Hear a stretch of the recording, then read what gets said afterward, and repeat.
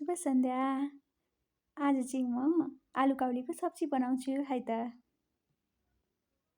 पहिला आलुलाई राम्रोसँग ताछ्ने, यसलाई सानो पिसमा काट्ने, काउलीलाई पनि मजाले पखालेर सानो सानो टुक्रामा काट्ने।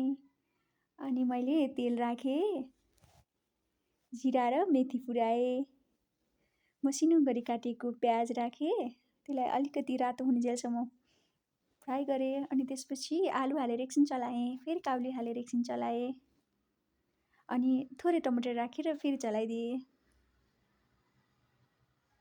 थोरै नुन राखेँ अनि थोरै पानी पनि राखेँ। अलिकति मसँग लसुनको पात पनि थियो, त्यसलाई पनि राखिदिएँ। अनि थोरै अदुवा लसुनको पेस्ट पनि राखेँ। अब जिरा धनियाँको धुलो थोरै राखेर एकछिन चलाएँ। अनि फेरि हरियो धनियाँलाई एकछिन राखेर फेरि चलाएँ। अब लगभग तयार भइसक्यो। ल हेर्नुहोस्, यस्तो भयो मेरो काउलीको तरकारी। धन्यवाद।